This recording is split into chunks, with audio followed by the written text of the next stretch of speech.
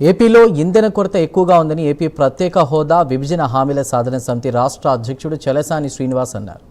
మన దగ్గర gas, petrol, diesel పక్క దేశాలకు వెళుతుందని తెలిపారు.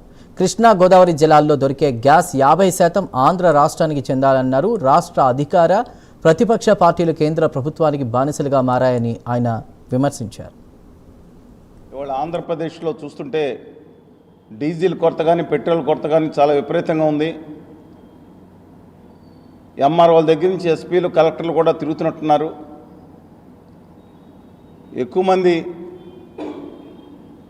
మొత్తం నింపుకుందాం ట్యాంక్ అనేది, లేదా పెట్రోల్ బంకులు ఎప్పుడు పెరిగిపోతాయో 25 రూపాయలు నిల్వ ఉంచుకుందాం అనుకునేది ఒక కారణం అయితే, కావాలని కేంద్ర ప్రభుత్వం చేస్తున్న మోసం మరొక కారణంగా కనిపిస్తుంది.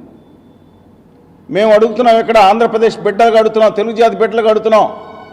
మా భూపు గర్భంలో గ్యాస్ ఉంది. ఇక్కడ మీ అయ్యా జాగీరనా గుజరాత్ దొబ్బుకుపోతున్నారు? నేను అడిగే ప్రశ్న ప్రతి ఒక్కళ్ళకి కూడా వర్తిస్తుంది. తెలుగు జాతి బిడ్డగా పుట్టిన ప్రతి ఒక్కళ్ళకి దయచేసి ఆలోచించుకోండి. మేము కృష్ణా, గోదావరిలో ఉన్నాం.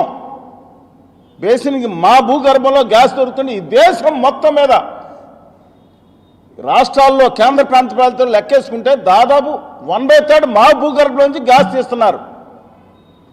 50% రాయల్టీ మాకు ఇవ్వాలి ఆంధ్రప్రదేశ్ రాష్ట్రానికి. ఇవ్వకుండా గుజరాత్లో 25-30 లక్షల ఇళ్ళకి గ్యాస్ ఇచ్చేస్తున్నారు.